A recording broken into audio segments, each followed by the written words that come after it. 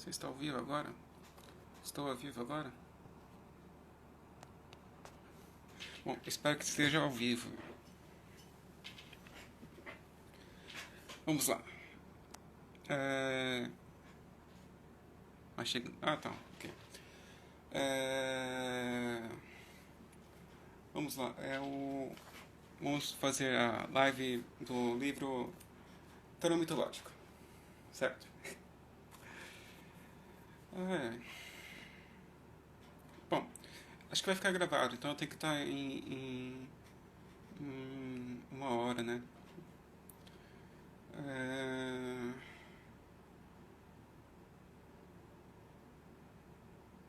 Vamos ver.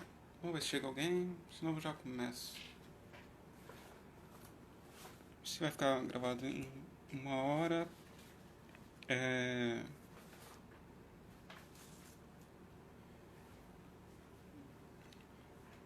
Deixa eu ver, esperar mais um pouquinho, ver se alguém entra. Entra. Olá! Temos a acenar. Vamos acenar. Olá! Tudo bem? Estamos ao vivo já?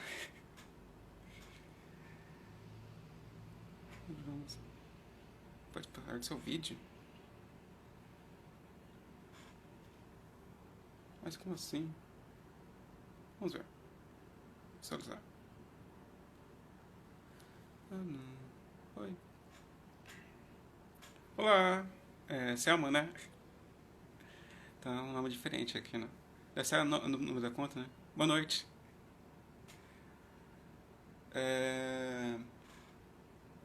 Vou aguardar mais um pouquinho pra ver se...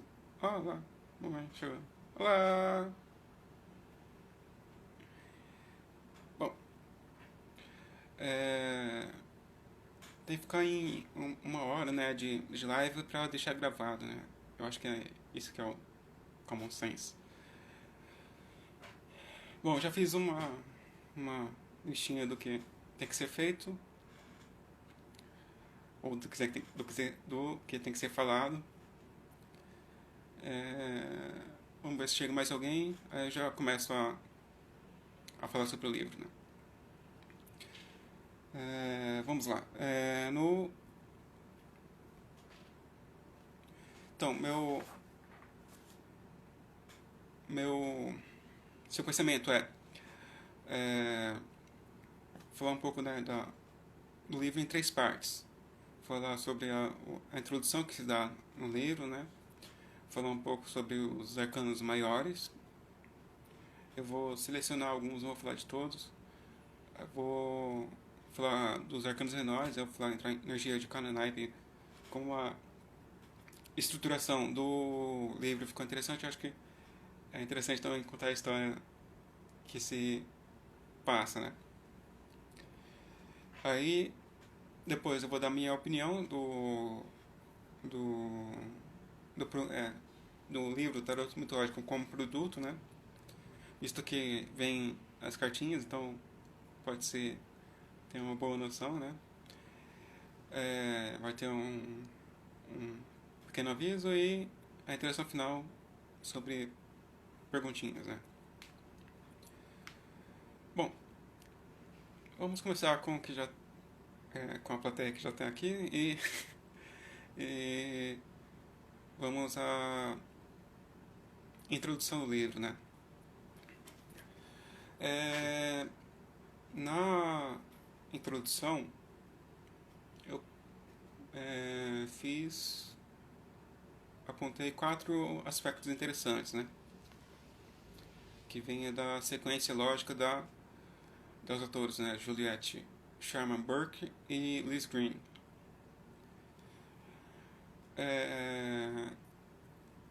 Lá se tem o da origem, que fala, né, do tarô.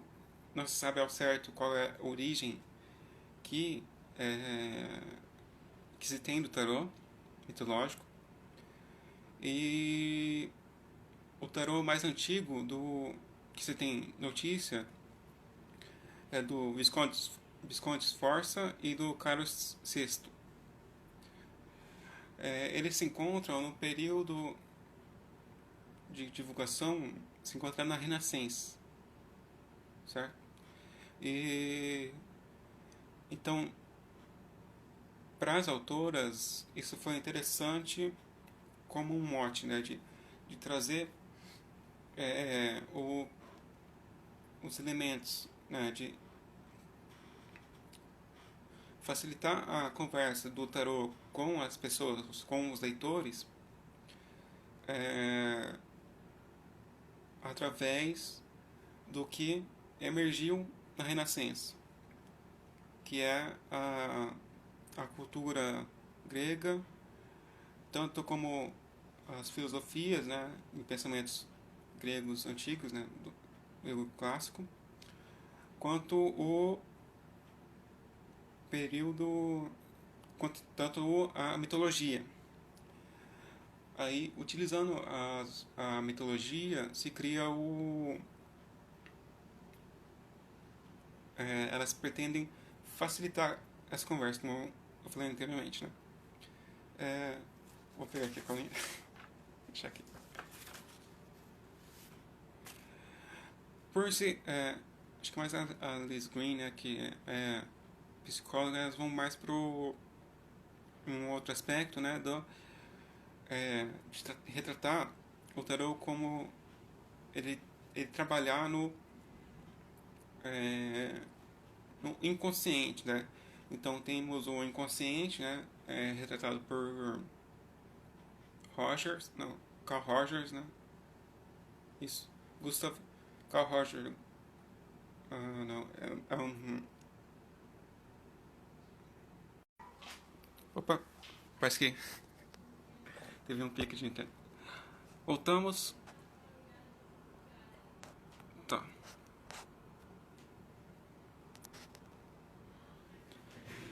Tá. Atuação no inconsciente, né? Voltando.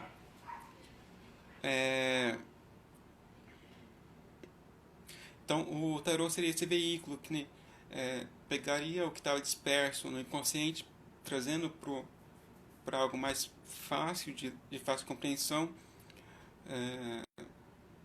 para se poder trabalhar, né? Mas isso mais no uso terapêutico, certo? Então, temos o histórico, né? De onde foi trazido o tarô mitológico. Não, quais são os insumos, né, para o tarô mitológico? No histórico, o mais antigo seria o do Visconde Sforza, que foi na Renascença. Na Renascença temos vários elementos, né, que compõem o que seria esse período. Para trazer os elementos, né, que foram, que lá no livro fala que foi muito caro ou foi muito inspirador para os artistas da época da Renascença, utilizou-se os mitos, né? Um ponto interessante que é colocado é do mito. Eles poderiam ser trabalhados em duas formas: pela própria história em si, né, que seria o que escreve a história ou o que ocorre na história, pode ser interpretado literalmente na lâmina de tarô, ou podemos ir para um nível psicológico, que é um nível de inconsciente para o consciente, né, que eu falei anteriormente. Com isso, temos indo para os arcanos maiores, né? No arcanos maiores, eu, como eu disse anteriormente, não vou falar de todos os arcanos. Uma notícia boa é que cada arcano maior vai ter sua própria live, né? E eu posso trazer elementos do tarô mitológico nas lives dos arcanos, né? Então, dos arcanos maiores, eu peguei o louco como uma parte em si, né? O louco, que é esse aqui, né? O louco que aqui é retratado por Dionísio, né, filho de Zeus. E ele é o louco que tem elementos tanto do próprio do homem quanto do animal. É uma parte mais instintiva, né? É, eu peguei o louco de última hora porque é, o louco é aquele que inicia e termina. é, Ele inicia e fecha um ciclo, né? Então, como o tarot também fala da jornada do louco, então trazer o louco é interessante. Bom, seguindo no que eu tinha preparado, é, temos dois outros pontos de conversa. O tarot. Deixa eu só um pouquinho. O tarot. Não, os arcanos maiores, eu escolhi duas histórias. Uma história que está no livro é, Papisa, Imperatriz e Morte, que é toda a mitologia do rapto da Perséfone. E como ela é trabalhada no livro, que eu acho que é interessante. Como história, pode-se ter um aspecto interessante. Né? E a outra história é Arcanos Maiores, que eu achei interessante. Então temos o. Então vamos pelo rápido da Persephone, né? É, aqui temos dois, Papisa, a sacerdotisa, aqui temos a Persephone. Deixa eu ver se foca. Se vai focar. Não está focando. Mas a Persephone é raptada por Hades e vai parar no submundo. Então, como que ela coloca no livro? Que Persephone não pode ser mais uma pura como era anteriormente, antes de ser raptada. Ao adentrar no reino dos mortos, ela tem conhecimento de outra realidade e já não pode mais ser o que ela era antes. Então tem uma, uma pequena transformação, né? Uma maturação da semente. Também se pode retratar o período da adolescência, como analogia, né? Como ela vive no mundo dos mortos, então tudo que é do mundo inferior é para ela claro. E ela é a primeira que trabalha o nível. Não, seria. Ela está mais no linear do humano. Né? Ela tem conhecimento do submundo, mas como ela conhece os segredos, então ela está no linear do, do submundo para o humano. Porque ela consegue fazer. Como ela tem um período do ano que ela vai pro reino dos mortos e do restante do ano ela fica na Terra, então ela tem uma boa referência do que é a realidade ou não.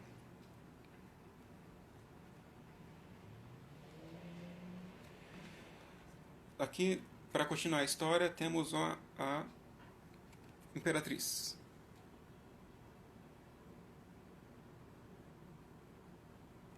A Imperatriz é a mãe da Perséfone. Na história que é relacional aqui, vemos um lado negativo da Imperatriz, segundo um mito, né? Que é, ao perceber que a Perséfone, né, foi raptada, a Imperatriz Deméter fica muito triste. Fica tão triste que deixa os humanos sem que consigam plantar novas plantações e, consequentemente, deixa os humanos passando fome. Júpiter vem intervir nessa situação conversando com Hades. Mas aí chega, seria um outro passo, né? Não seria o retrato da Imperatriz aqui. Mas, continuando a história, Júpiter intervém com Hades e a partir da intervenção de Júpiter tem-se o acordo, que Perséfone passa período de tempo na Terra e outro período de tempo no submundo. Para retratar o trio, né, temos aqui a morte de Hades. Não, temos a morte com Hades. Que aqui podemos ver o soberano, né, e as três criaturas pedindo uma benevolência. E aqui no fundo podemos ver que o sol está nascendo, né? Então é uma carta interessante. Ainda tem uma outra carta que foi relacionada com esse mito, que se não me engano é o Página de Moedas, que fala do fazendeiro que reconheceu Deméter e por causa disso ele reconheceu Deméter e falou onde que Perséfone foi raptada. E por causa disso ele foi beneficiado do conhecimento da natureza, né? Da agricultura e da natureza. Bom, prosseguindo, né? Deixa eu só olhar o tempo aqui.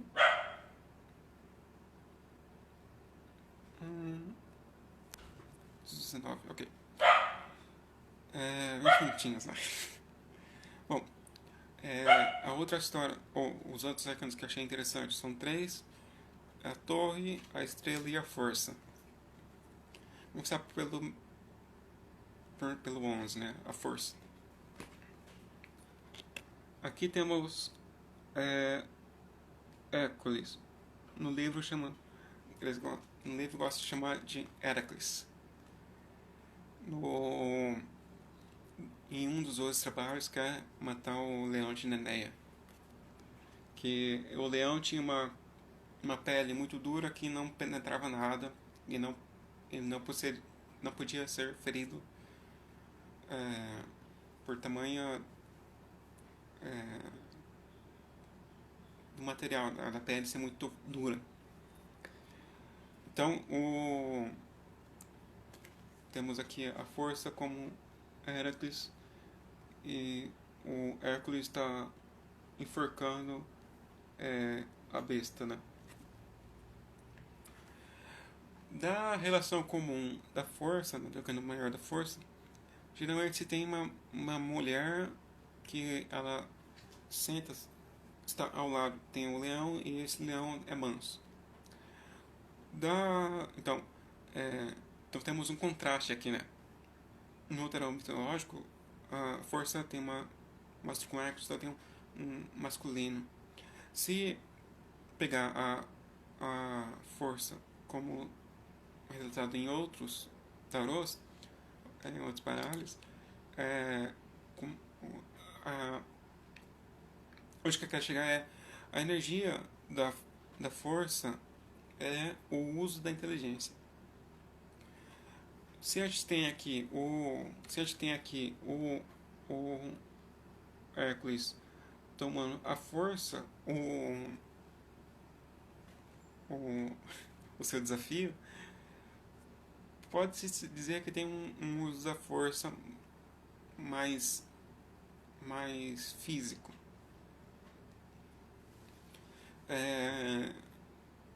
Isso como ponto de curiosidade, né?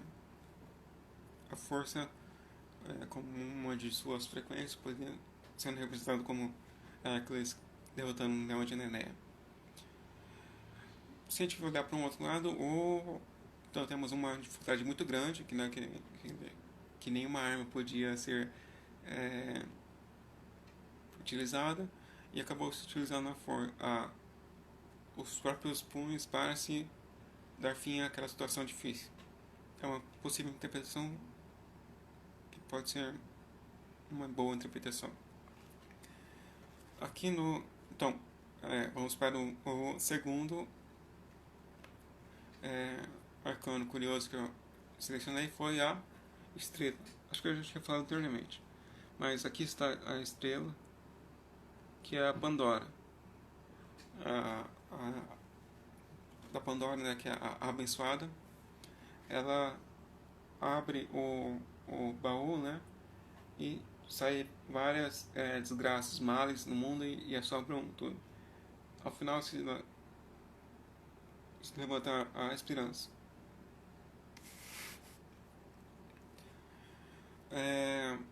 Como a estrela fala da esperança e no mito de Pandora temos a esperança, então esperança conversando com esperança, né?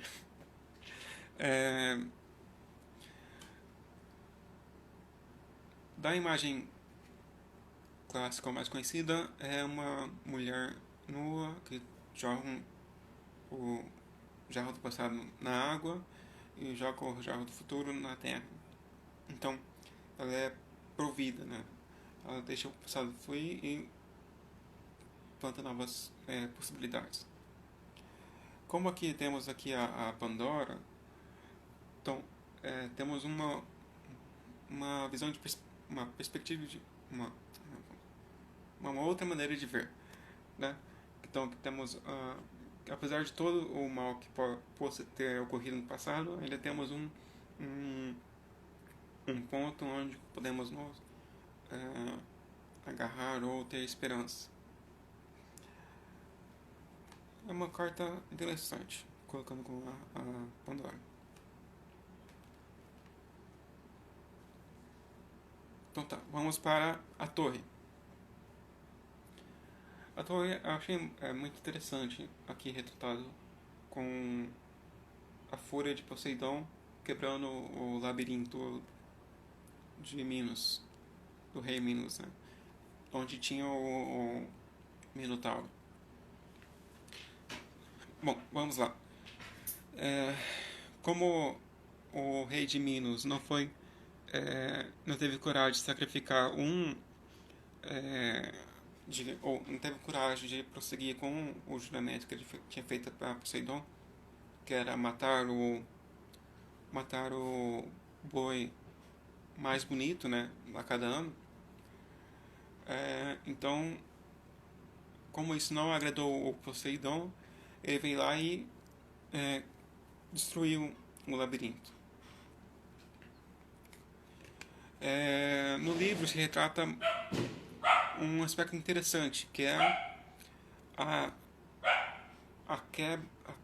quebra da máscara social para a libertação do que está dentro, né?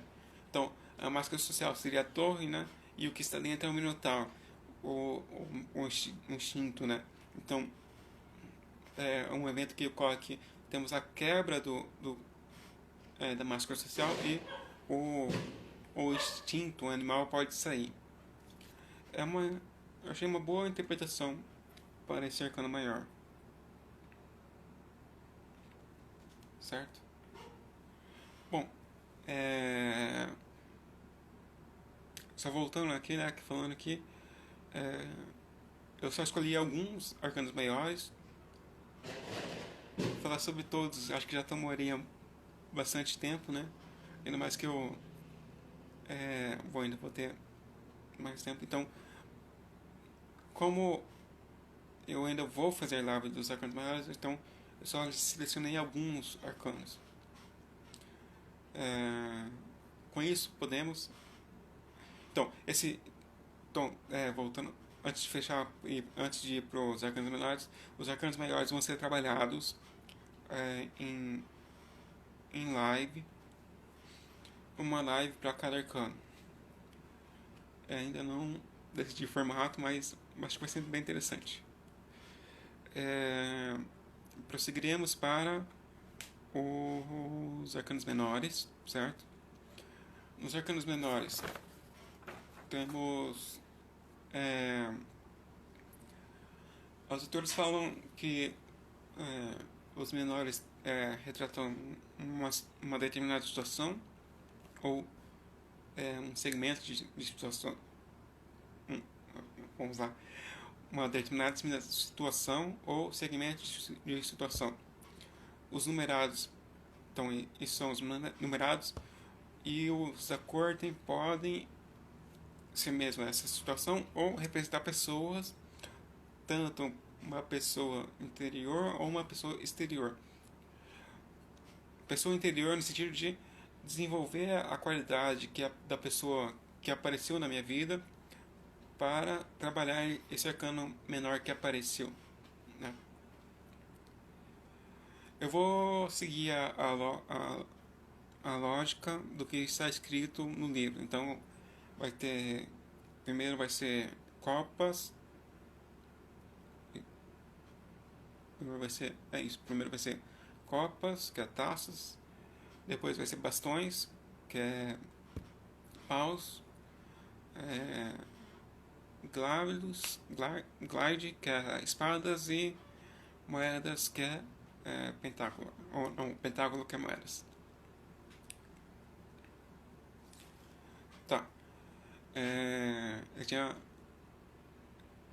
dos arcanos menores, a história dos numerados para copas é o mito de Eros e Psique. No mito Eros e Psique, temos, vou fazer um resumo rápido, que é o, o rei, que é um rei que era pai de Psique, recebe uma notícia que sua filha vai se casar com um monstro. Então ele cumpre, né, o chamado da profecia, coloca a Psique em um local isolado, e lá Eros, que foi mandado por Afrodite, vê a moça e se apaixona por ela acidentalmente. Com isso, ele acaba se casando com Psique. Mas, como ele é um deus, né, o Eros é um deus, ele tem uma condição para que o casamento se prossiga, né? Que que eles só se encontram de noite, né? A Psique é provida de alimentação, de estadia, né? Tudo isso. Mas eles só se encontram à noite na cama para dormir, e a Psique não pode ver a cara do do monstro que ela casou. Foi isso por um bom tempo, né? Até que, pela insistência das irmãs,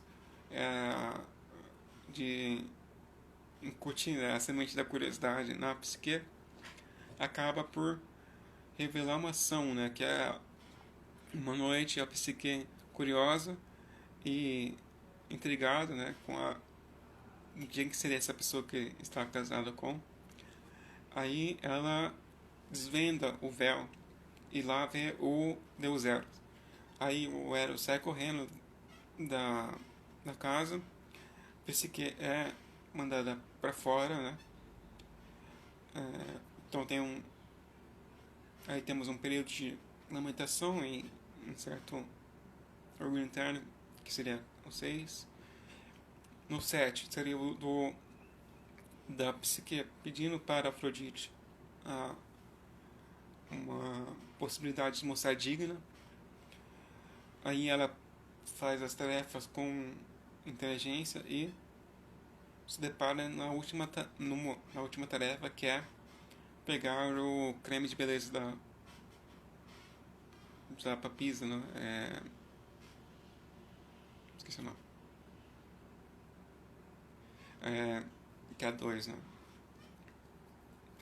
Persephone?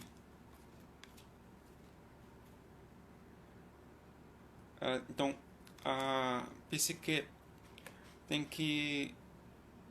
Mas para isso ela tem que entrar no submundo, né?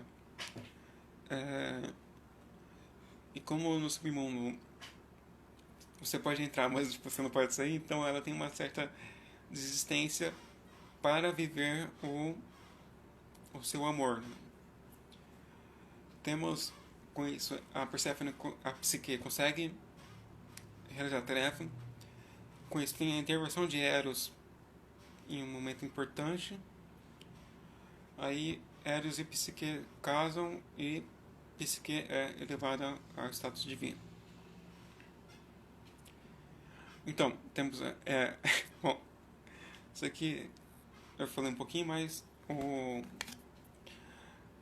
dessa história, né, eu escolhi 3 cartas, né, que é a 4, né, que é a psique ouvindo as intrigas ou incitada, sendo incitada pela curiosidade das irmãs, né. A psique está no meio e as irmãs estão do lado, perguntando como é seu marido, como ele não é um monstro, cultivando essa semente de curiosidade. Se a gente olhar para o sentido clássico, no tarô seria uma mão divina entregando uma taça e temos um menino emburrado que não aceita. Então temos um certo aborrecer-se, né? Mas também achei interessante colocar no sentido de tem uma felicidade aparente, mas será... Então temos uma felicidade aparente, né, do casamento perfeito, mas eu não posso ver o rosto de quem eu estou casado. Isso gera a pergunta que movimenta, né? Que é o 4 de... Então é uma boa arcano menor.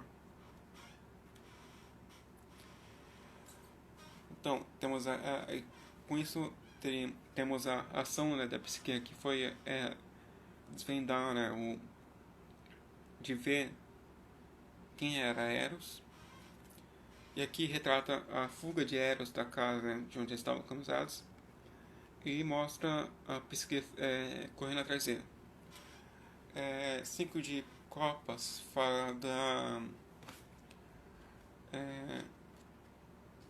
se tem oportunidades perdidas, mas algo foi perdido, mas nem tudo, porque temos se a gente olhar aqui, temos 4 taças derramadas, né? Mas ainda temos uma levantada, então ainda se tem algo a ser trabalhado. É diferente de um 10, que é início e término de algo. No 5 ainda temos algo a caminhar. Então, apesar do desastre, né, o que pode trabalhar a partir disso seria uma oitava acima. Ixi, latino. Será que ouviu? Não sei. E o último foi do 8 de copas. No 8 de copas, a Perséfone, né, ela desiste do mundo mundano para ir para o submundo. Como não é muito difícil de se voltar do submundo para o mundo normal, o mundo humano, temos a retirada da Perséfone aqui, certo?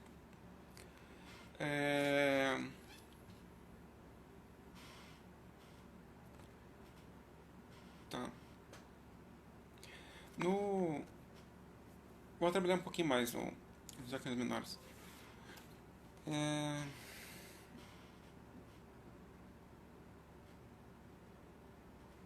Eu achei interessante voltar um pouquinho.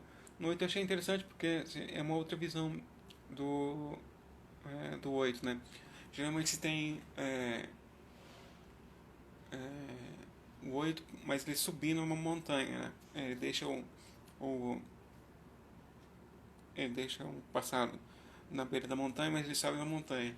Aqui temos uma outra imagem, né, da psique, né, que é a pessoa retratada, mas ela descendo no submundo.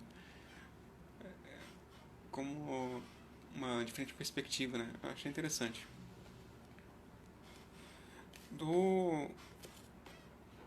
Então, com isso terminamos as numeradas, certo? E vamos para a corte. Para a corte eu selecionei cada naipe vai ter um membro da corte. Então, para começar, temos o pajem de copas, né? Que é a história de Narciso, que é o homem que é muito bonito, mas ele não tem consciência disso.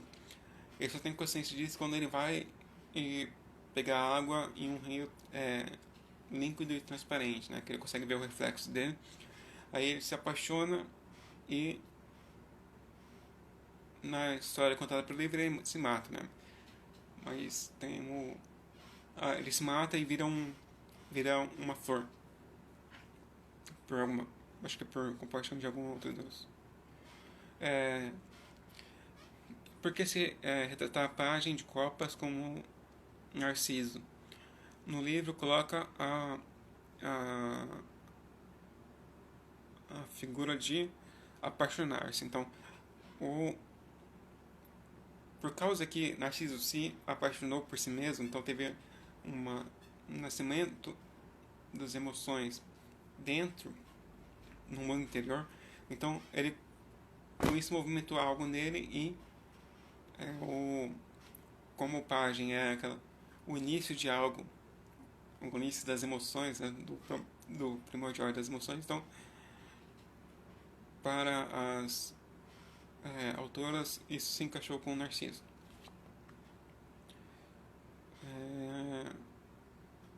Seguindo para as cartas do naipe de paus.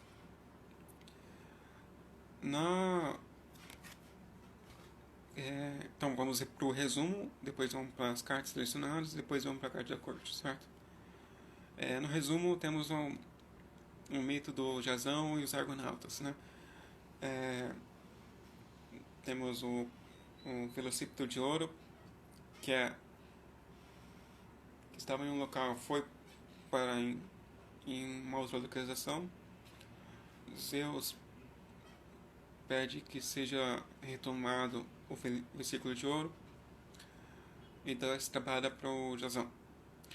Jasão concorda e forma uma turminha do barulho, e vai lá com um navio, né? Esse navio é até famoso. E quando ele forma o grupo dele, eles são chamados de argonautas, né? Eles vão lá, defendem,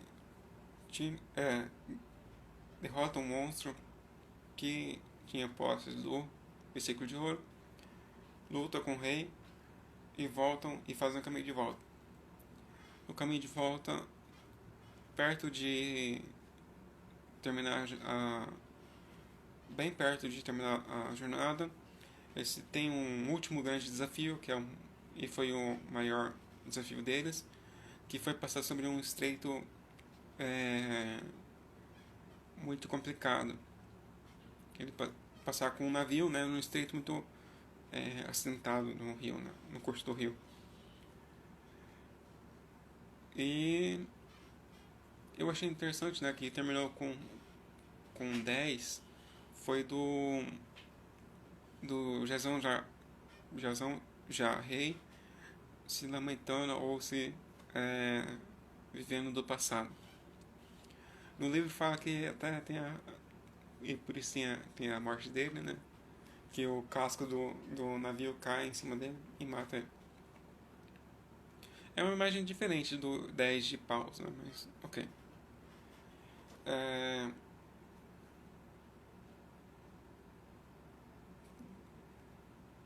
Então, teve a tarefa que foi cumprida, então teve um bom final, mas temos um 10 no 10 de paus temos um detalhe interessante. Tá, vamos começar com o 5 de paus. Deixa eu só verificar aqui o tempo.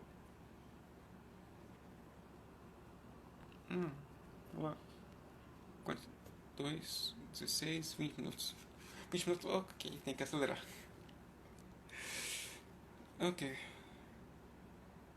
Então, 5 de paus, temos aqui os Argonautas lutando com o monstro, né? Que 5 fala da competição, né? Do 9 de paus fala da, da, da última dificuldade, né? Estamos quase conseguindo, nós vamos... mas temos uma última prova a ser cumprida. E o 10 de paus, que temos aqui o Jazão se lamentando, se fechando em si mesmo, né? Por que isso? Como no de paus fala que a imaginação, os autores colocaram a imaginação como um elemento chave, como o Jazão ficou vivendo do passado, ele não se abriu para novas possibilidades de imaginação. E por isso foi seu trágico fim. Bom, com isso terminamos as cartas de paus. Agora vamos para as cartas da corte, da rainha.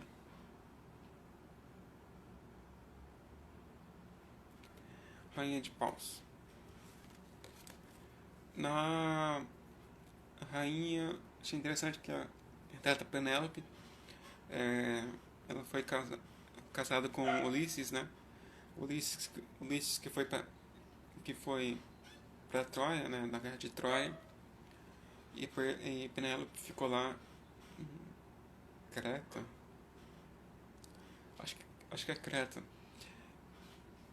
Como ela tinha um reinado e tinha vários pretendentes, você tem a historinha, né, dela, que ela estaria ela enganou ou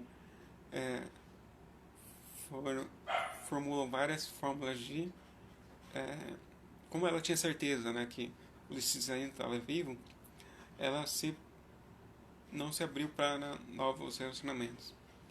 E ela também atrasava qualquer possibilidade de outros darem propostas, né? Então tá famoso que no caso dela tecer tipo um lençol, e ela falava que quando terminasse o lençol ela estaria pronta para casar. Ela fazia de dia, né? Ela tecia o lençol de dia e de noite ela desfazia o trabalho, e com isso ela ganhou um bom tempo até que Ulisses chega ao seu reinado, né? Fala-se também do Ulisses chega como mendigo, mas ela acaba por reconhecê-lo. Eu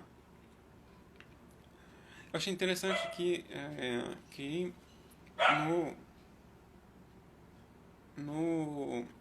ao se retratar a rainha de paus, ela colocou um elemento mais importante como a fé, né? Como a Penélope tem fé em Ulisses que ele vai voltar. Para mim, a energia de paus é um pouco diferente. Ela teria mais a ver com da criatividade, né? Da dança. Como imagem, colocaria a dançarina do ventre. Isso podemos colocar como curiosidade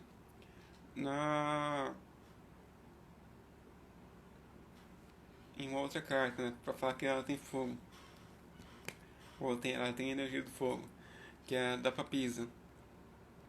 Como temos a criatividade e a sensualidade em um ponto, e outro ponto temos a fé, né, e algo sagrado. Se a gente pegar esses dois elementos, a gente colocando a papisa que ela tem o desafio da força, então podemos ver na papisa 2, né, o elemento fogo que pode ou não ser escondido. Achei interessante. Mas isso eu já estou divagando um pouquinho. Bom, é, está 40 e pouco. Eu vou encerrar por aqui. Aí eu espero um tempinho e recomeço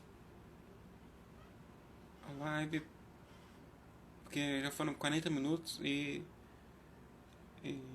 se entrar,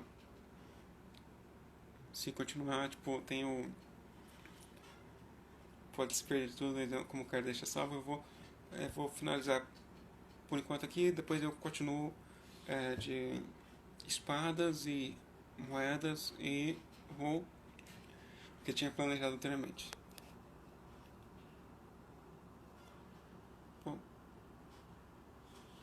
Bom, olá, Bárbara.